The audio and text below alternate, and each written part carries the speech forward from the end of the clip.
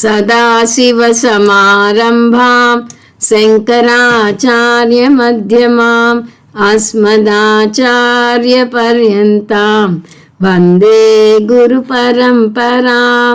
హరి ఓం. శ్రీ గురుభ్యో నమః. హరి ఓం.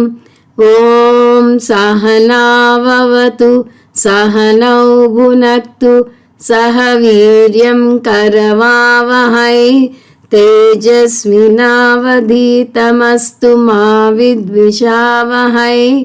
ఓం శాంతి శాంతి శాంతి. హరి ఓం. శ్రీ గురుభ్యో నమః. హరి ఓం. మనం బృహదారణ్యకోపనిషత్తు 21వ క్లాస్లో ఉన్నాము. అంత ముందు క్లాస్లో 2వ అధ్యాయంలోని 4వ బ్రాహ్మణం అయిన మైత్రేయి బ్రాహ్మణం ముగించుకున్నాము. మైత్రేయి బ్రాహ్మణంలో 2 ముఖ్యాంశాలు చూసాం. అవి వైరాగ్యం, సర్వాత్మ భావన. సర్వాత్మ భావనను శ్రవణ మననాల ద్వారా చూపించింది. శ్రవణం 6వ మంత్రంలో, మననం 7 నుంచి 12 మంత్రాల వరకు చూసాము. శ్రవణంలో ఆత్మను ఇదగుం సర్వం యదయమాత్మ అని వివరించింది. అంటే ఇక్కడ ఉన్నదంతా ఆత్మే అని. తర్వాత మననంలో ఆత్మను సృష్టి స్థితి లయ కారణంగా వివరించింది. ఈ సందర్భంలో చిదాభాస గురించి ప్రమాణం ఈ బ్రాహ్మణంలో దొరుకుతుంది అని చూసాము. ఇది మైత్రేయి బ్రాహ్మణం యొక్క ప్రత్యేకత. ఇప్పుడు మనం మధు బ్రాహ్మణంలోకి అడుగు పెడదాం. ఈ బ్రాహ్మణంలో మధు పదం అనేక సార్లు వచ్చింది కాబట్టి దీన్ని మధు బ్రాహ్మణము అన్నారు. మధు అసలు అర్థం తేనె లేదా మత్తు పానీయం. కానీ ఇక్కడ ఈ 2 అర్థాలు రావు, వేరే అర్థం ఉంది. అదేమిటో సందర్భం వచ్చినప్పుడు చూద్దాం. ఈ బ్రాహ్మణం అధర్వణ ఋషి అశ్విని కుమారుల మధ్య జరిగిన సంవాదం. ఈ గురు శిష్యుల పేర్లు చివర్లో అంటే 16వ మంత్రంలో వస్తాయి. మనం ఇప్పుడే చూస్తున్నాం. ఈ బ్రాహ్మణాన్ని శంకరాచార్య వారు 2 కోణాల నుంచి విశ్లేషిస్తారు.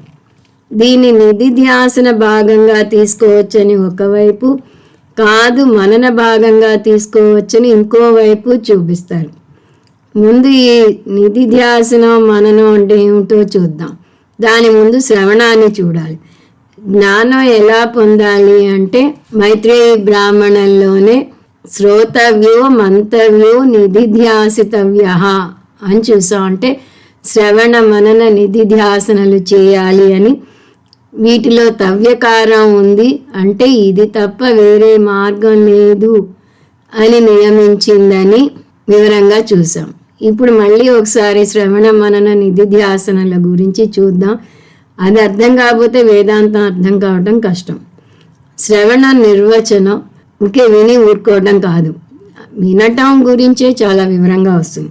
ఒక క్రమ పద్ధతిలో క్రమం తప్పకుండా కొన్ని సంవత్సరాల పాటు శ్రోత్రియ బ్రహ్మనిష్ట అయిన గురువు దగ్గర శాస్త్ర అధ్యయనం చేయటం. ఇదగుం సర్వం యదయమాత్మ. ఈ వాక్యం మైత్రేయి బ్రాహ్మణంలో చూసాం. ఇది శ్రవణాన్ని సూచిస్తుంది. ఈ శ్రవణ నిర్వచనంలో ప్రతి పదము ముఖ్యమే. ఒక సిస్టమాటిక్ వేలో నేర్చుకోవాలి. 1 ఏడాది 2 ఏళ్లతో అయిపోదు. ముందు తత్వబోధ నేర్చుకోవాలి, తర్వాత కొన్ని ఉపనిషత్తులు, అది కూడా ఒక పర్టికులర్ ఆర్డర్లో నేర్చుకోవాలి. ముందే బృహదారణ్యకోపనిషత్తుకి వస్తే అర్థం అవటం కొంచెం కష్టం అవుతుంది. ముండకోపనిషత్తు, కేనోపనిషత్తు, కఠోపనిషత్తు ఇలాంటివి నేర్చుకున్నాక దీనికి వస్తే ఇది అర్థం అవటం తేలిక అవుతుంది. అలా ఒక శ్రోత్రియ బ్రహ్మనిష్ట అయిన గురువు ద్వారానే నేర్చుకోవాలి. అది కూడా శాస్త్రం బోధించే గురువు ద్వారానే నేర్చుకోవాలి. ఇది శ్రవణం అంటే. ఈ విధంగా శ్రవణం అజ్ఞాన నివృత్తి చేస్తుంది. ఇది శ్రవణం అంటే. ఇప్పుడు మననం సంశయ నివృత్తి చేస్తుంది. అంటే నిశ్చయ జ్ఞానాన్ని పెంపొందించుకోవటానికి తోడ్పడుతుంది. నేను కారణం, ప్రపంచం కార్యం. అందువల్ల నేనే అనేక నామరూపాలున్న జగత్తుగా కనపడుతున్నాను. స్వప్న ప్రపంచంలో అనేక నామరూపాలున్న స్వాప్నికుడు నిద్రలేచాక నేనే స్వప్నాన్ని సృష్టించాను అని అర్థం చేసుకుంటాడు. సో స్వప్నం అంటే ఏమిటి అంటే నేను ప్లస్ నామరూపాలు. ఇదే సూత్రాన్ని జాగ్రత్త ప్రపంచానికి కూడా అన్వయించుకోండి అంటుంది వేదాంతం. సో జాగ్రత్త ప్రపంచం ఏమిటి అంటే అది కూడా నేను ప్లస్ నామరూపాలే. ప్రపంచం నన్ను ఇబ్బంది పెట్టినంత వరకు ఈ ఆలోచన కూడా రాదు. అది నన్ను ఇబ్బంది పెడుతుంటే అప్పుడు వేదాంతానికి వస్తే వేదాంతం నేను జగత్తుకు అధిష్టానాన్ని, జగత్తు నామరూపాలు మాత్రమే అని నాకు నేర్పిస్తుంది. దీన్ని యుక్తి అంటారు. ఇది మననానికి తోడ్పడుతుంది. ఇప్పుడు నిధిధ్యాసనం. శ్రవణంలో అజ్ఞాన నివృత్తి అవుతుంది, మననంలో సంశయ నివృత్తి అవుతుంది అని చూసాం. ఈ నివృత్తులు రెండు అయ్యాక నిధిధ్యాసనంకి రావాలి. నిధిధ్యాసనం అంటే మననంలో పొందిన నిశ్చయ జ్ఞాన నిష్టలో నిలబడగలగటం. అహం సత్యం జగన్మిథ్య. అసలు వేదాంత సారం ఏమిటి? బ్రహ్మ సత్యం జగన్మిథ్య. కానీ నిధిధ్యాసనం చేసేటప్పుడు బ్రహ్మ పదం తీసి నేను సత్యం జగత్తు మిథ్య అనే మాటలు వేసుకుంటే అందులో నిలబడటానికి తేలిక అవుతుంది. జగత్తు మిథ్య కాబట్టి అందులో జరిగే విషయాలేవి దానికి అధిష్టాన ఆత్మనైనా నన్ను బాధించదు. సో నిధిధ్యాసనంలో నేను బ్రహ్మ అనే భావన కన్నా జగత్తు మిథ్య అనే భావనని బాగా అణువణువున జీర్ణించుకునేలాగా ధ్యానం చేయాలి. జగత్తు మనను బాధిస్తున్నప్పుడు అహం బ్రహ్మాస్మి అని ధ్యానం చేసే బదులు జగత్తు మిథ్య అని ధ్యానం చేస్తే ఆ బాధ తగ్గుతుంది. శరీరం మోకాలి నొప్పితో బాధపడుతున్నప్పుడు నేను శరీరం కాదు, నేను శరీరాన్ని సాక్షిగా చూసే సాక్షి చైతన్యాన్ని, ఇది కేవలం నాకు ఇవ్వబడిన ఒక పరికరం మాత్రమే, ఇది నా ప్రారబ్ధ కర్మ వల్ల ఏర్పడింది, ఇది నేను కాదు అని తెలుసుకుంటే అప్పుడు ఈ మోకాలి నొప్పి అంతగా బాధించదు. అందువల్ల నిధిధ్యాసనం అంటే బ్రహ్మ యొక్క సత్యత్వం కన్నా జగన్ మిథ్యాత్వం మీద దృష్టి పెట్టడం. ఈ విధంగా చూస్తే ఈ మధుబ్రాహ్మణం నిధిధ్యాసనం అవుతుంది. అంటే ఇది జగత్ యొక్క మిథ్యాత్వాన్ని ఎస్టాబ్లిష్ చేస్తుంది. మననం. కానీ ఇక్కడ శంకరాచార్య వారు దీన్ని మననం అని కూడా అనవచ్చు అంటారని చూసాం. దానికి ఆయన ఇచ్చిన తర్కం ఏమిటి అంటే ముందు బ్రాహ్మణంలో మనన ఎలా జరిగింది? జగత్తు కార్యం, ఆత్మ ఉపాదాన కారణం. ఉపాదాన కారణం సూత్రం, ఉపాదాన కారణం కార్యమంతటా ఉంటుంది. అంటే కార్యప్రపంచం కారణాత్మకు భిన్నంగా లేదు అని చెప్పకనే చెప్పినట్టు అవుతుంది. కాబట్టి జగత్తు కార్యరూపేణ మిథ్య, విడిగా ఉనికి లేనిది మిథ్య. అందువల్ల జగత్తు కార్యం కాబట్టి దానికి విడిగా ఉనికి లేదు కాబట్టి అది మిథ్య. ఆత్మ కారణం కాబట్టి అది జగతంతా ఉంటుంది కాబట్టి అది సత్యం. సో కార్యం సర్వం కారణరూప ఆత్మ ఏవ. కార్యం అంటే వేరేదో కాదు, ఆత్మే అని ముందు బ్రాహ్మణంలో నిరూపించబడింది. అంటే మైత్రేయి బ్రాహ్మణంలో.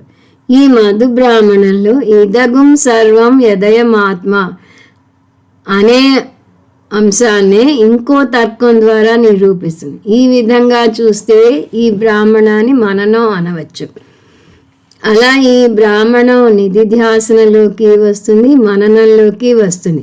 కానీ శంకరాచార్యుల వారు దీన్ని మననం కిందే తీసుకుందాం అంటారు. ఎందువలనంటే నిధిధ్యాసనంలో కొత్తగా నేర్చుకునేది ఉండదు, తర్కం అసలే ఉండదు. మననంలో తర్కం ఉపయోగించి నిశ్చయ జ్ఞానం కలిగాకే నిధిధ్యాసనానికి వస్తారు. మీరు నిశ్చయంగా నమ్మిన దాని మీదనే కదా ధ్యానం చేయగలుగుతారు. అందువల్ల నిధిధ్యాసనంలో కొత్తగా నేర్చుకునేది లేదు, తర్కం ఉపయోగించేది లేదు. ఆ విధంగా చూస్తే ఇది నిధిధ్యాసనకి పనికిరాదు. నిశ్చయ జ్ఞానం కలిగాక ఇంకా నిధిధ్యాసనం ఎందుకు చేయాలి అని మీకు అనిపించవచ్చు. ఎందుకంటే బుద్ధిలో జ్ఞానం కలుగుతుంది కానీ మనసులో సంవత్సరాల తరబడి పాతుకుపోయిన పాత భావనలు ఒక పట్టాన పోవు. వాటిని విపర్యయ భావనలు అంటారు లేదా వాసనలు అంటారు. అవి పోవాలి అంటే దానికి నిధిధ్యాసనే తోడ్పడుతుంది. ఉదాహరణకు మీలో కోపం, నిరాశ, నిస్పృహలు, ఒంటరితనం, కోరికలు లాంటి అనేక భావనలు రాజ్యమేలుతుంటాయి. వాటిలో ఒక్కొక్క దాన్ని మీరు తీసుకుని విడిగా వాటిని పోగొట్టుకోవాలి. ఉదాహరణకు కోపం. మీకు కోపం ఎక్కువ వస్తుంటే నాకెందుకు కోపం వస్తుంది, నేనెవరు, నేను ఆత్మనా మనస్సునా? కోపం ఎక్కడ వస్తుంది? మనసులో వస్తుంది. కానీ నేను మనసుని కూడా సాక్షిగా చూసే ఆత్మనైన నాకు కోపం వర్తించదు. అలాంటప్పుడు నేను ఎవరి మీద కోపం తెచ్చుకోవాలి? ఇలా విశ్లేషించుకోవాలి. ఆ విధంగా చూస్తే ఈ బ్రాహ్మణం మననం కిందికే వస్తుంది. సర్వాత్మ భావనకు ఇక్కడ ఇంకో యుక్తి చూస్తాం. అయితే ఇది మననం అంటే నిధిధ్యాసనం కాదా అని వెంటనే ప్రశ్న వస్తుంది. రెండూ చూడవచ్చు అన్నారు కాబట్టి నిధిధ్యాసనం కూడా ఉన్నట్టే అనుకోవాలి. ఇంకో సందర్భంలో సురేశ్వరాచార్యుల వారు శ్రవణ మరణాలతో కలిసిపోయి సహజంగా ఉంటుంది నిధిధ్యాసనం అంటారు. ఎందుకంటే నిధిధ్యాసనం అంటే ఏమిటి? దానిలో నిలబడటం. శ్రవణం మననం శ్రద్ధగా చేస్తే మీరు ఏ పని చేస్తున్నా ఆ వేదాంతమే గుర్తుకు వస్తూ ఉంటుంది. లౌకిక జీవనం నడుపుతున్నా కూడా వేదాంత బోధ అందులో అంతర్లీనంగా మీకు గుర్తుకు వస్తూ ఉంటుంది. వేదాంతం మీద శ్రద్ధ ఉన్న విద్యార్థికి తను విన్న అంశాలన్నీ మనసుకు హత్తుకుపోతాయి. అవి నిరంతరం అతని మనసులో మెదులుతూనే ఉంటాయి. అదే నిధిధ్యాసనం. అదే శ్రద్ధ పెట్టకుండా వింటే ఏమవుతుంది? శ్రవణ మననాల్లో వేదాంతం ఉంటుంది, కానీ ప్రాపంచిక విషయాలు వెంటనే అతని మనసులో చోటు చేసుకుంటాయి. అందువల్ల నిధిధ్యాసనాన్ని కూడా మననంతో పాటు తీసుకోవాలి. ఇప్పుడు మంత్రాలలోకి వెళ్లే ముందు ఈ బ్రాహ్మణం సారాంశం ఏమిటో చూద్దాం. ఈ బ్రాహ్మణంలో ఉపనిషత్తు జగత్తు మొత్తం ఒకదాని మీద ఒకటి ఆధారపడి ఉంది అని చూపిస్తుంది. ఎప్పుడైతే రెండు వస్తువులు ఒకదాని మీద ఒకటి ఆధారపడి ఉన్నాయి అని నిరూపిస్తామో అప్పుడే ఒక ఉపసిద్ధాంతం వస్తుంది. ఏమిటది? ఈ రెండింట్లో ఏది స్వతంత్రమైనది కాదు. ఒకటి లేకపోతే ఇంకో దానికి ఉనికి లేదు అంటే ఏది స్వతంత్రమైనది కాదు. జగత్తులో అన్నీ ఒకదాని మీద ఒకటి ఆధారపడి ఉన్నాయంటే అర్థం ఏంటి? జగత్తులో ఏ వస్తువు కూడా స్వతంత్రమైనది కాదు. స్వతంత్రమైనది కాదు అంటే మిథ్య నిర్వచనం ఏం చూస్తూ వస్తున్నాం? దేనికైతే విడిగా ఉనికి లేదు, దానంతటా అది ఉండలేదు, అది మిథ్య. మట్టిలో కుండ మిథ్య. ఎందువలనంటే మట్టి లేకుండా కుండకి విడిగా ఉనికి లేదు. విడిగా ఒకదానికి ఉనికి లేదు అంటే దానికి అధిష్టానంగా ఇంకొకటి ఉండాలి. కుండకి విడిగా ఉనికి లేదు అంటే కుండకి అధిష్టానం ఏమిటి? మట్టి. అక్కడ ఒక వస్తువే చూస్తున్నాం. ఇక్కడ మనం జగత్తులో ఒకదాని మీద ఒకటి ఆధారపడి ఉన్నాయి, అవన్నీ మిథ్య అంటున్నాం. వీటన్నిటికీ అధిష్టానం ఏమిటి? అలా ఒకదాని మీద ఒకటి ఆధారపడిన మిథ్యా వస్తువుకి సత్య అధిష్టానం ఉండి తీరాలి. ఈ భావాన్ని వివరించటానికి మొత్తం ప్రపంచాన్ని ఉపనిషత్తు 3 భాగాలుగా విభజించింది. అవి అధ్యాత్మం, అధిభూతం, అధిదైవం.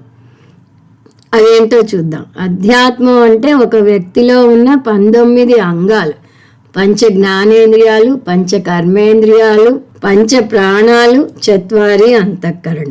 అధిభూతం బాహ్యంగా ఉన్న స్థూల పంచభూతాలు, ఆకాశం, వాయువు, అగ్ని, జలం, పృథివీ. అధిదైవం మన ఒక్కొక్క అంగానికి ఒక అధిష్టాన దేవత ఉంటాడు. తత్వబోధలో చూస్తాం. ఉదాహరణకి కన్నుకి అధిష్టాన దేవత సూర్యుడు, మనస్సుకు అధిష్టాన దేవత చంద్రుడు. సో ఈ అధిష్టాన దేవతలు అధిదైవంలోకి వస్తారు. కొన్ని ఉదాహరణలు చూద్దాం. ఇప్పుడే చూసాం. కన్నుకి అధిష్టాన దేవత సూర్యుడు, వాక్కుకి అధిష్టాన దేవత అగ్ని, నాలుకకి అధిష్టాన దేవత వరుణుడు. అంటే మనం ఇప్పుడు అధ్యాత్మం అధిదైవమే చూసాం, మధ్యలో అధిభూతం చూడాలి.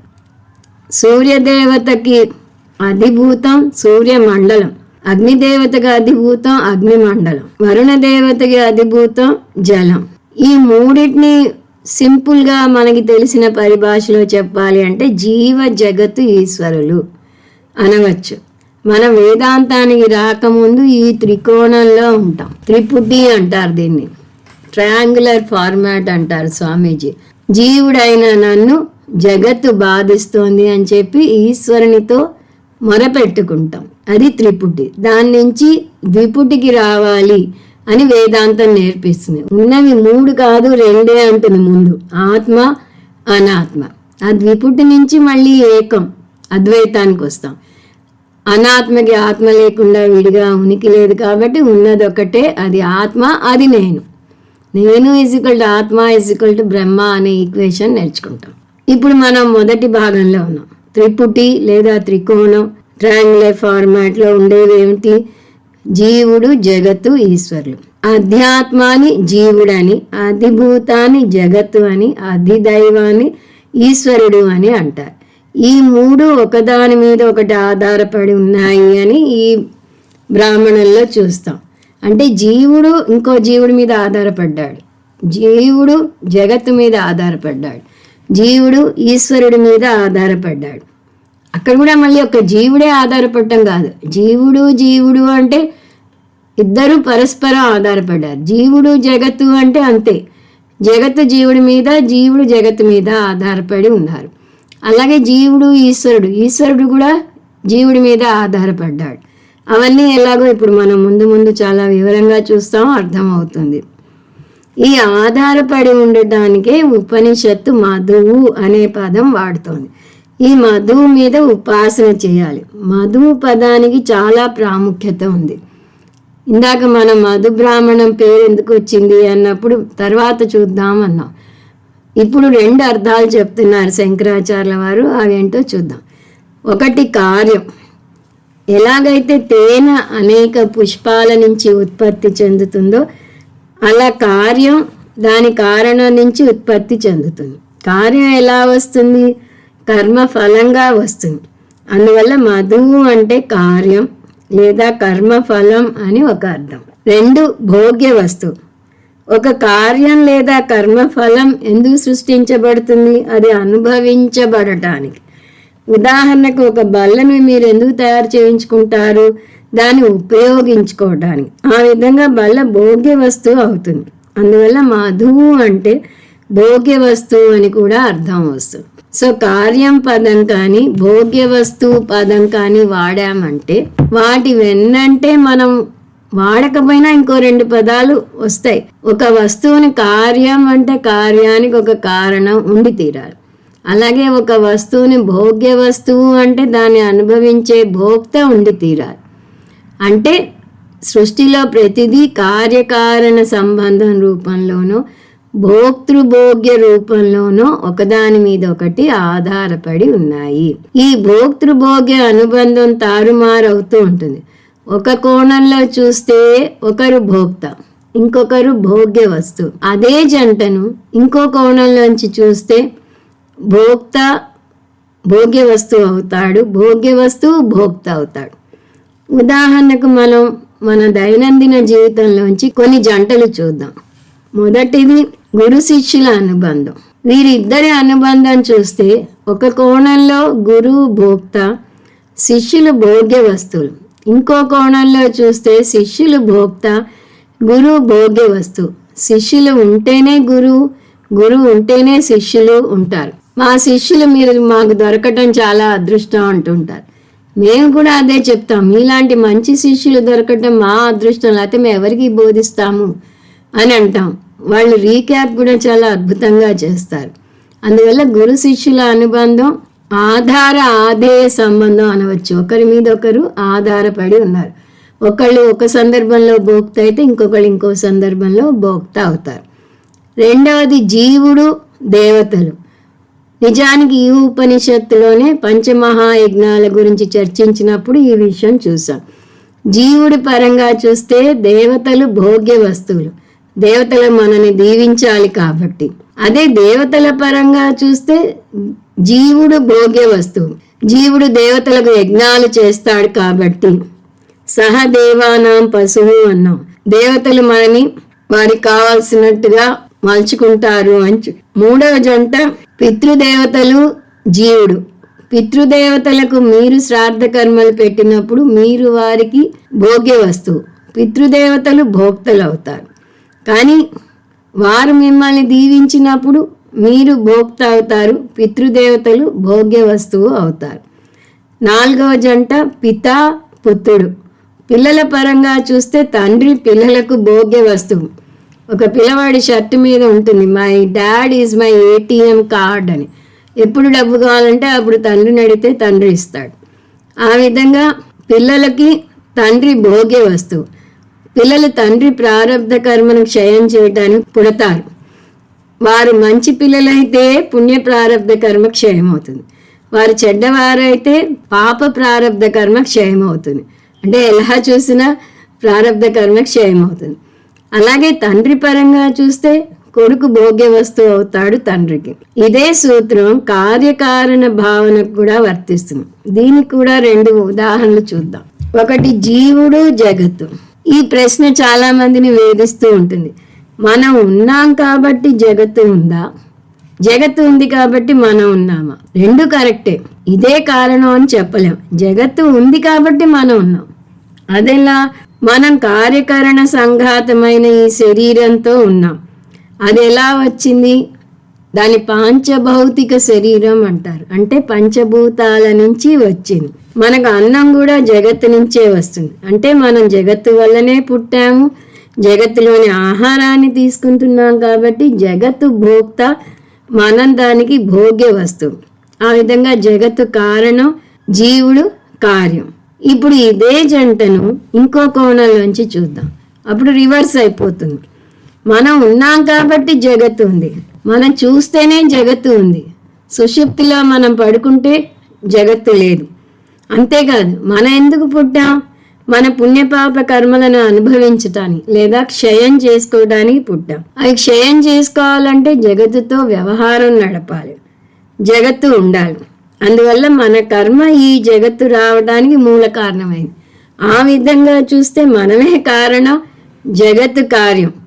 ఈ ఉపనిషత్తులోనే సప్తాన బ్రాహ్మణంలో జీవ సృష్టి వల్ల 7 అన్నాలు వచ్చాయి అని చూసాం మనం. పైగా ఆ జగత్తు ఎంతవరకు ఉంటుంది అంటే జీవుడు కర్మలు చేస్తున్నంతసేపు ఉంటుంది. జీవుడు కర్మలు మానడు కాబట్టి అతను భోక్తగా అవుతూనే ఉంటాడు కాబట్టి జగత్తు ఉంటూనే ఉంటుంది అని కూడా చూసాం. సో జీవుడు ఉన్నంత వరకు జగత్తు ఉంటుంది. జీవుడు కర్మలు చేస్తూనే ఉంటాడు, పుణ్యపాపాలను అనుభవిస్తూనే ఉంటాడు, దానికోసం జగత్తు వస్తూనే ఉంటుంది. అంటే జగత్తు సృష్టి మళ్ళీ మళ్ళీ జరుగుతూనే ఉంటుంది. అలా జగత్తు కర్మ వల్ల, కర్మ జీవుని వల్ల పుట్టింది. ఇంకొక జంట ఫ్రీ విల్, ఫేట్. ఇది పెద్ద చర్చనీయాంశం. ఇది అన్నిటికన్నా జటిలమైన సమస్య. ఫ్రీ విల్ని పురుషార్థ బుద్ధి అని, ఫేట్ని ప్రారబ్ధ కర్మ అని అంటారు. పురుషార్థ బుద్ధి వల్ల ప్రారబ్ధ కర్మ ఏర్పడిందా, ప్రారబ్ధ కర్మ వల్ల పురుషార్థ బుద్ధి వస్తోందా? మనిషికొక్కడికి ఈ ఫ్రీ విల్ ఉంది. ఫ్రీ విల్ నిర్వచనం ఏమిటి? అతనికి ఒక కర్మ చేయాలా వద్దా అని నిర్ణయించుకోవడానికి ఫ్రీ విల్ ఉంది. దానికి నిర్వచన కర్తుం అకర్తుం అన్యథా కర్తుం. అంటే చేస్తాను, చేయను, ఇంకొకలాగా చేస్తాను. ఈ ఆడియోని మీరు ఏదో కారణంగా వేరే ఏదో వెతుకుతుంటే దీన్ని ఓపెన్ చేయటం జరిగింది. బృహదారణ్యకోపనిషత్తు బోధ వస్తోంది. ఇక్కడ మీకు 3 చాయిస్లు ఉన్నాయి. ఈ బోధ చివరిదాకా వినటం, లేదా వినకపోవటం, లేదా ఈ 2 వదిలేసి ఇంకో బోధను వెతుక్కుని దాన్ని వినటం. సో ఇలా మీకు 3 అవకాశాలు ఉన్నాయి. ఇది ఫ్రీ విల్. ఇప్పుడు ఫ్రీ విల్, ఫేట్ విషయాలను తీసుకుంటే మనకి ఈ మానవ శరీరం ఎందుకు వచ్చింది? మన ఫేట్ వల్ల వచ్చింది. అంటే మనం పుణ్యకర్మలు చేయటం వల్లనే మనిషి జన్మ వచ్చింది. మనిషికే ఫ్రీ విల్ ఉందని చూసాం కదా. అందువల్ల ప్రారబ్ధ కర్మ వల్ల మనకు పురుషార్థ బుద్ధి వచ్చింది. మన పురుషార్థ బుద్ధి వల్ల మన ప్రారబ్ధ కర్మ ఏర్పడింది. అందువల్ల ఏది ముందు అని లోతుగా ఆలోచించకూడదు. 2 ఒకదాని మీద ఒకటి ఆధారపడి ఉన్నాయి. ఈ రెండింటికి పైన అధిష్టాన దేవత ఇంకొకటి ఉంది అని అర్థం చేసుకోవాలి. కాకపోతే ఎప్పుడు ఫ్రీ విల్ ప్లే చేస్తోంది, ఎప్పుడు ఫేట్ డామినేట్ చేస్తోంది అనే విషయం మనం కొంచెం లోతుగా విశ్లేషిస్తే చెప్పవచ్చు. అది చూద్దాం. ఫ్రీ విల్ ఎప్పుడు వస్తుంది? మన దైనందిన జీవితంలో కర్మలు చేసేటప్పుడు ఫేట్ గురించి మాట్లాడకూడదు, ఫ్రీ విల్ ఉపయోగించాలి. ఫేట్ మీద ఆధారపడితే అసలే మనం బద్ధకానికి పెట్టింది పేరు. తమో గుణంలో పడిపోతాం. అంతా విధి రాసిన వింత నాటకం. దేవుడి ఇచ్చ ప్రకారం మన జీవితం నడుస్తుంటే కష్టపడి ఎందుకు పని చేయాలి అని బద్ధకంలోకి జారుకుపోతాం. అందువల్ల కర్మ చేసేటప్పుడు ఫ్రీ విల్ ఉపయోగించాలి.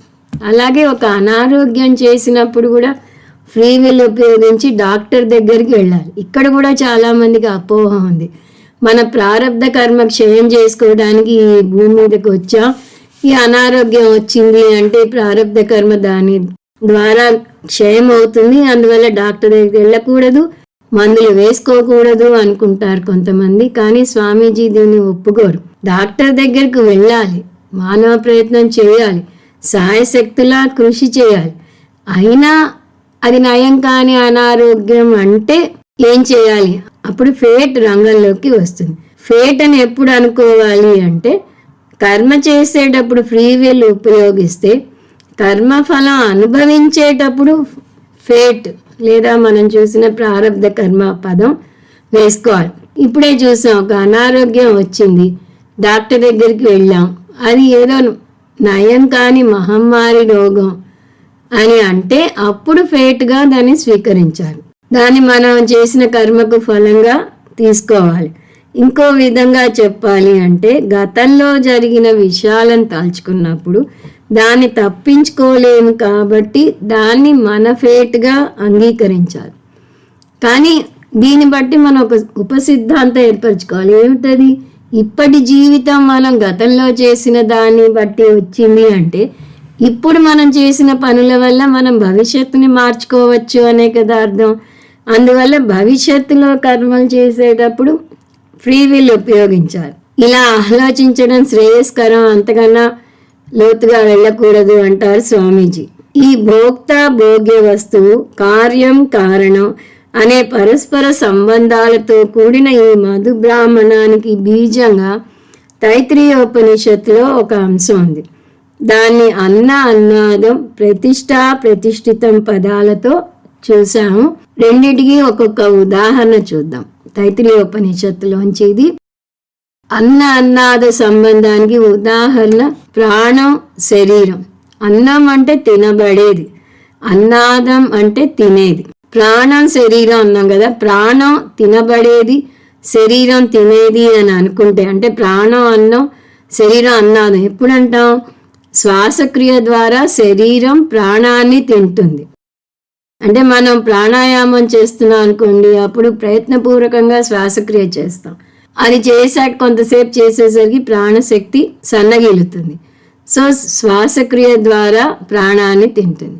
ఇప్పుడు రివర్స్, అంటే శరీరం తినబడేది, ప్రాణం తినేది.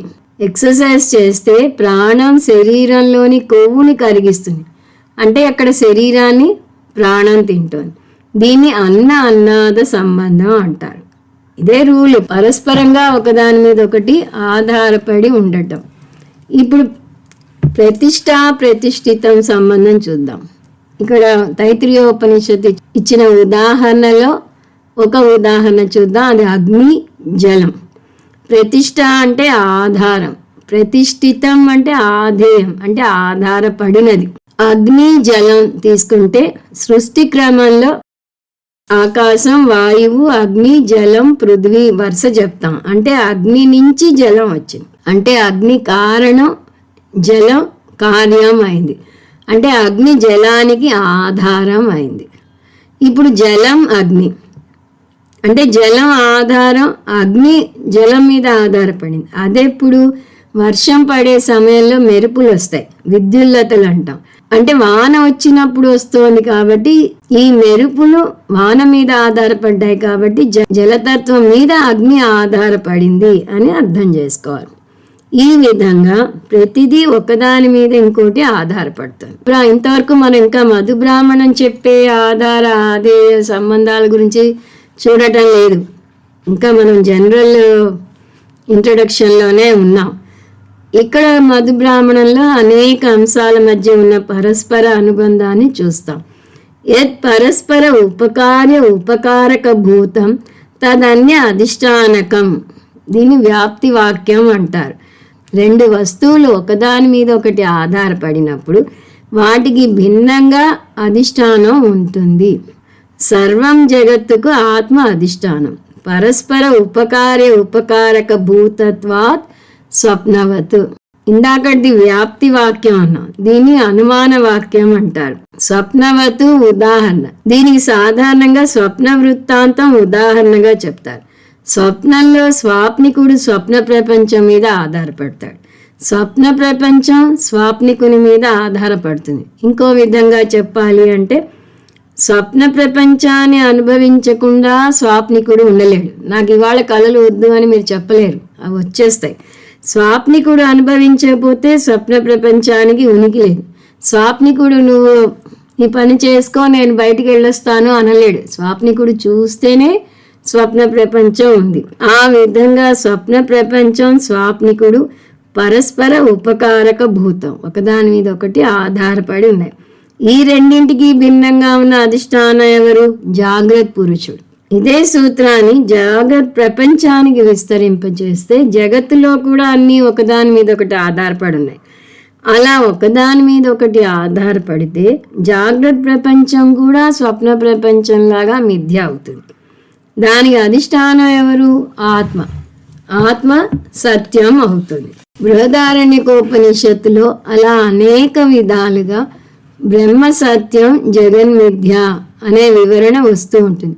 ఈ సూత్రాన్ని విడమర్చి చెప్పే ఈ మధుబ్రాహ్మణం అనుమాన వాక్యం లేదా తర్కం రూపంలో ఉంది కాబట్టి దీన్ని కూడా మననంలోకే పరిగణిస్తాం. ఇప్పుడే వ్యాప్తి వాక్యం చూసాం, అనుమాన వాక్యం చూసాం. అలా అనుమాన వాక్యం ద్వారా మనం ఈ ఆధార ఆధేయం గురించి చూస్తున్నాం కాబట్టి ఇది మననంలోకే వస్తుంది అని చెప్పవచ్చు. ఈ మననం ఎక్కడ మొదలైంది? మైత్రేయి బ్రాహ్మణం 7వ మంత్రం నుంచి మొదలైంది. మధు బ్రాహ్మణంలో మొదటి 14 మంత్రాలు ఈ పరస్పర అనుబంధం గురించి వివరిస్తాయి. ఈ పరస్పర అనుబంధాన్ని చూపించడానికి 4 అంశాలను తీసుకుంది ఉపనిషత్తు. అవి సర్వాణి భూతాని అంటే అన్ని జీవరాశులు, అధ్యాత్మం, అధిభూతం, అధిదైవం 4 అంశాలను తీసుకుంది. వాటిని 3 జంటలు చేసింది. 3 జంటల్లోనూ కామన్గా సర్వాణి భూతాన్ని పెట్టింది. ఇంతకుముందు మనం 3 చూసాం, అధ్యాత్మం, అధిభూతం, అధిదైవం. ఇప్పుడు సర్వాణి భూతాన్ని అధ్యాత్మం ఒక జంట, సర్వాణి భూతాన్ని అధిభూతం ఒక జంట, సర్వాణి భూతాన్ని అధిదైవం ఒక జంట. అంటే 3 జంటల్లోనూ సమానంగా ఏముంది? సర్వాణి భూతాన్ని. ఈ పరస్పర అనుబంధాన్ని చూపించడానికి మధువు అనే పదం తీసుకుందని చూసాం. మధువు అంటే కార్యం అని, భోగ్య వస్తువు అని కూడా చూసాం. అందువల్ల మధు బ్రాహ్మణం అంటే అర్థం ఇది. కార్యం, భోగ్య వస్తువు, పరస్పర సంబంధం. మొదటి మంత్రం వివరంగా చూస్తే అదే పద్ధతిలో తక్కిన 13 మంత్రాలు కొనసాగుతాయి. మంత్రం 1.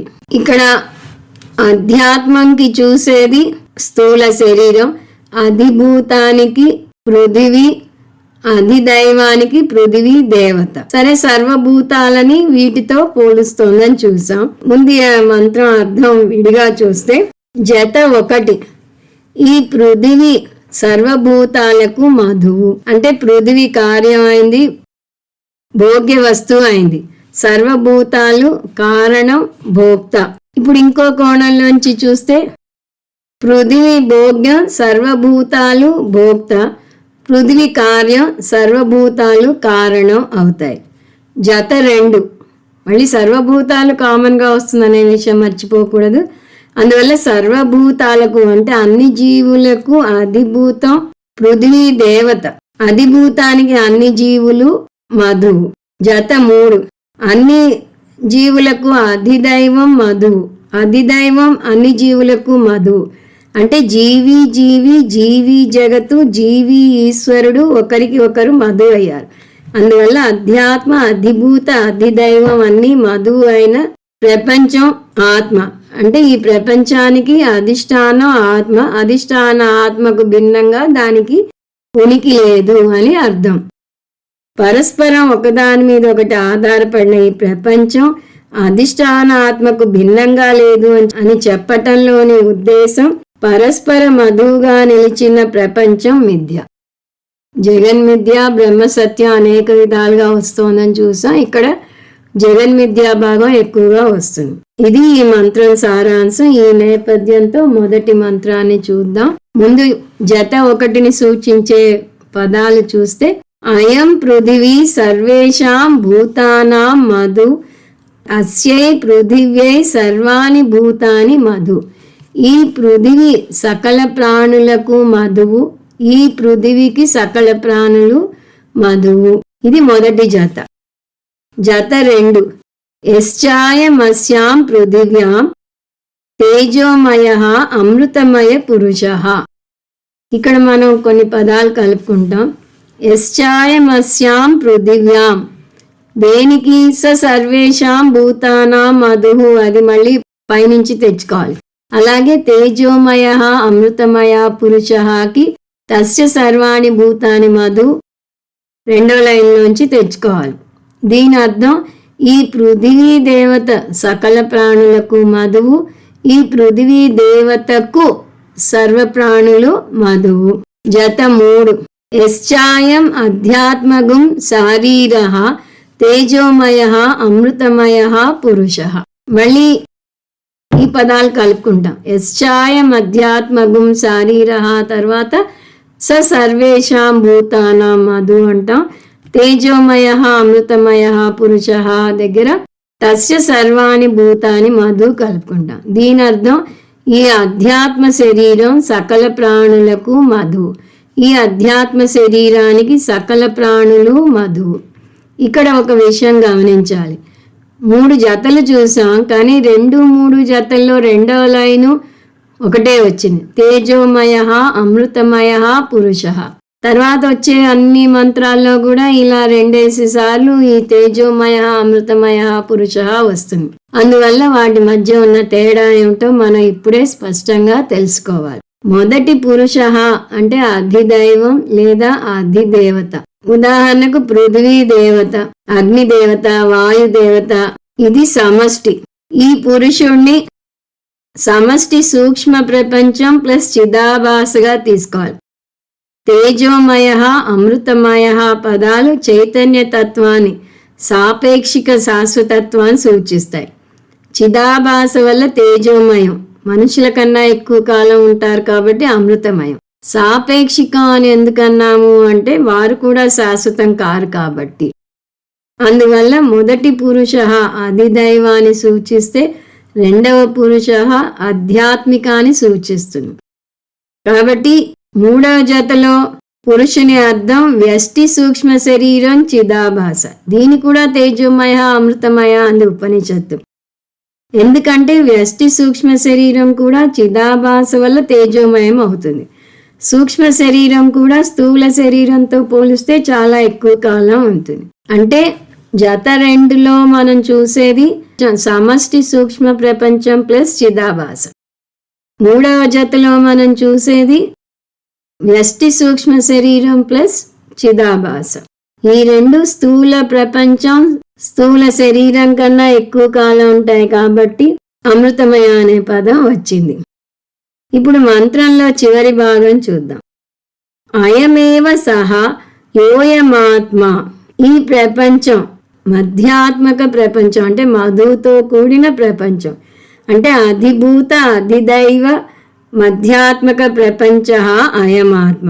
ఈ ప్రపంచం మధ్యాత్మక ప్రపంచం, అంటే అధిభూత అధిదైవం అధ్యాత్మక ప్రపంచ అయమాత్మ. అంటే ఈ అధిష్టాన ఆత్మకు ఈ ప్రపంచం భిన్నంగా లేదు. ఎందువల్లనంటే మిథ్యావస్తుకు స్వతంత్రంగా ఉనికి లేదు అన్నా. అంటే ఏమిటి అర్థం? ఆత్మ లేకుండా దానికి ఉనికి లేదు. అందువలనే అయమేవ సహా అంటే ఈ ప్రపంచం ఆత్మ తప్ప వేరే ఏమీ కాదు. ఏ ఆత్మ? యోయమాత్మ. అదిగో మీరు మైత్రేయి బ్రాహ్మణంలో నేర్చుకున్న ఆత్మ ఏదైతే ఉందో ఆ ఆత్మే ఈ ఆత్మ. అలా కంటిన్యూటీ వస్తుంది మనకి. ముందు బ్రాహ్మణ నుంచి ఈ బ్రాహ్మణంలోకి కంటిన్యూటీ వచ్చింది. ఈ ఆత్మ ఎలా ఉంది? ఇదం అమృతం. ఇదం అంటే ఈ అధిష్టాన ఆత్మజ్ఞానం. అమృతం అంటే అమృత సాధనం. ఈ ఆత్మజ్ఞానం అమృత సాధనం అవుతుంది. ఇదం బ్రహ్మ. ఇక్కడ ఇదం అంటే అధిష్టాన తత్వం. అధిష్టాన తత్వం అయిన ఆత్మ ఏమిటి? బ్రహ్మ. సో ఆత్మ ఈజ్ ఈక్వల్ టు బ్రహ్మ అని వస్తుంది. ఇదం సర్వం. ఇక్కడ కూడా ఇదం అంటే ఆత్మజ్ఞానం. ఆత్మ బ్రహ్మకు భిన్నంగా లేని ఆత్మ గురించిన జ్ఞానం పొందితే ఏం కలుగుతుంది? సర్వాత్మ భావన కలుగుతుంది. ఈ చివరి భాగం అంతా క్రోడీకరిస్తే ఈ విధంగా అర్థం వస్తుంది.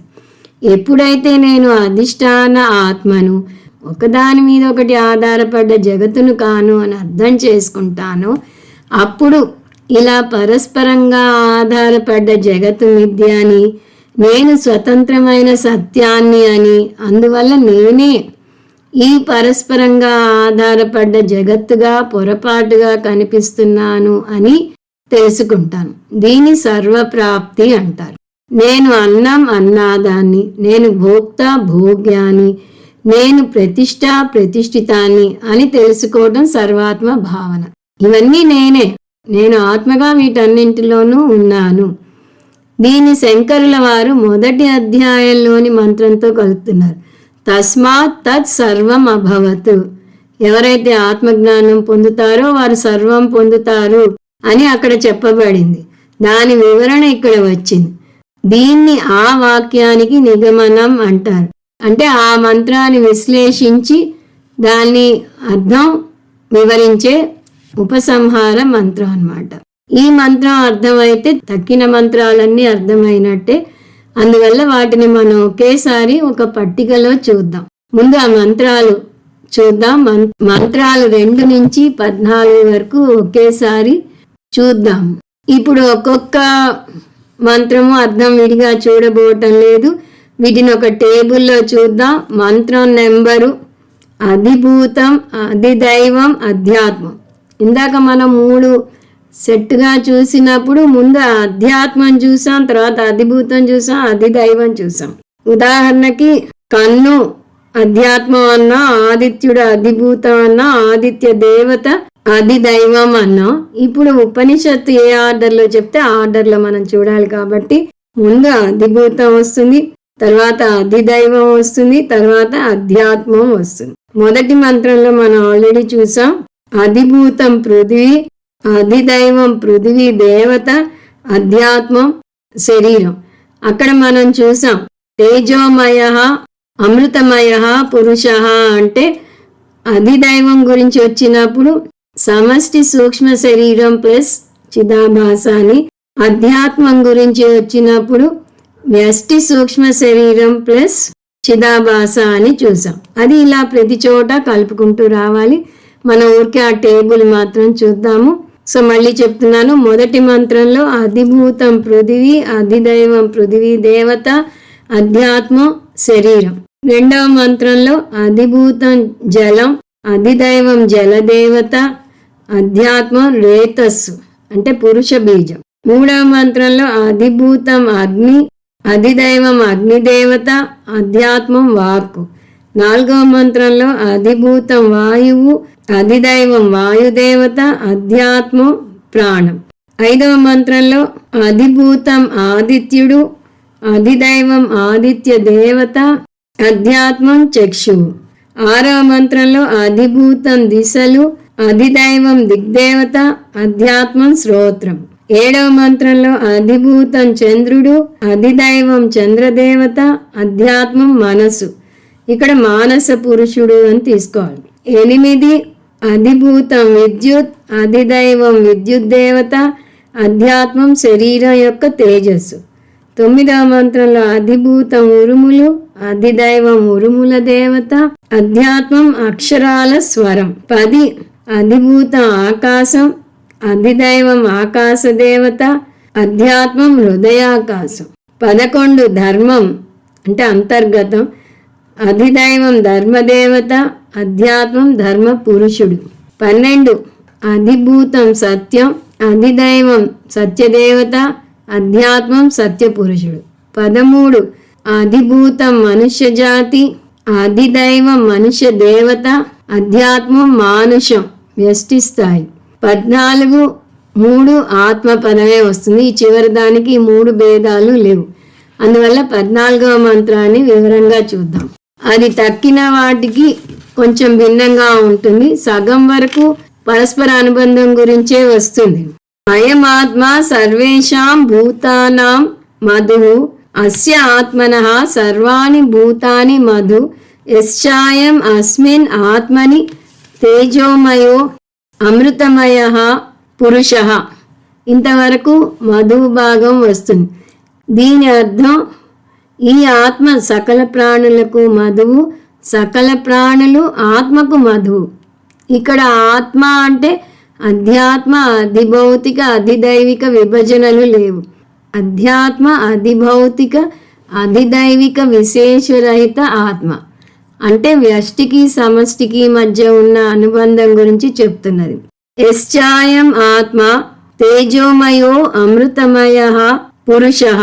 ఈ పదం మళ్ళీ వచ్చింది. ఇక్కడ రెండో పురుష శబ్దాన్ని జీవాత్మగా తీసుకోవాలి, అంటే వ్యష్టిగా తీసుకోవాలి. అంటే సమష్టి పరమాత్మ ఈజ్ ఈక్వల్ టు వ్యష్టి జీవాత్మ. దీని తర్వాత వాక్యంతో కలపాలి. అయం ఏవ స యోయమాత్మ. ఈ జీవాత్మ మైత్రేయి బ్రాహ్మణంలో చర్చించిన ఆత్మకు భిన్నంగా లేదు. అంటే ఈ విధంగా జీవాత్మ పరమాత్మల ఐక్యం వస్తుంది ఇక్కడ. ఈ ఆత్మ అంటే ఏ ఆత్మ? అధ్యాత్మ, అధిభౌతిక, అధిదైవ, అధిష్టానభూత ఆత్మ. దీన్నే మైత్రేయి బ్రాహ్మణంలో వివరంగా చర్చించాడు యాజ్ఞవల్క్యుడు. ఆ చివరి లైన్లు మళ్ళీ వస్తాయి. ఇదం అమృతం, ఇదం బ్రహ్మ, ఇదగుం సర్వం. ఈ ఆత్మే బ్రహ్మ, ఈ ఆత్మే అమృతం, ఈ ఆత్మే బ్రహ్మ. ఈ జ్ఞానం పొందితే సర్వాత్మ భావనను పొందుతారు. ఈ 14 అమ్మో గుర్తుంచుకోవడం కష్టం అని కంగారు పడక్కర్లేదు. మనకి చాలా మటుకు అధిష్టాన దేవతలు తెలుసు. ఉదాహరణకి కన్నుకు అధిష్టాన దేవత సూర్యుడని, వాక్కుకు అధిష్టాన దేవత అగ్ని అని, శరీరానికి అధిష్టాన దేవత పృథివీ అని, శ్రోత్రానికి అధిష్టాన దేవత దిగ్దేవత అని మనకి తెలుసు. అలా ఆ సందర్భంగా చూసుకుంటే మధ్యలో మనం కలుపుకోవాల్సింది అధిభూతం మాత్రమే. ఈ రెండిటికి మనం కలుపుకునేది అధిభూతాన్ని. అధిభూతం, అధిదైవం ఇంచుమించు ఒకటే పదాలు వస్తున్నాయి. కాబట్టి ఆ నేపథ్యంతో ఈ పట్టికను తేలిగ్గా గుర్తుంచుకోవచ్చు. ఓం తత్సత్. సర్వం శ్రీకృష్ణార్పణమస్తు. ఓం పూర్ణమద పూర్ణమిదం పూర్ణాత్ పూర్ణముదచ్యతే పూర్ణస్య పూర్ణమాదాయ పూర్ణమేవావశిష్యతే. ఓం శాంతి శాంతి శాంతి.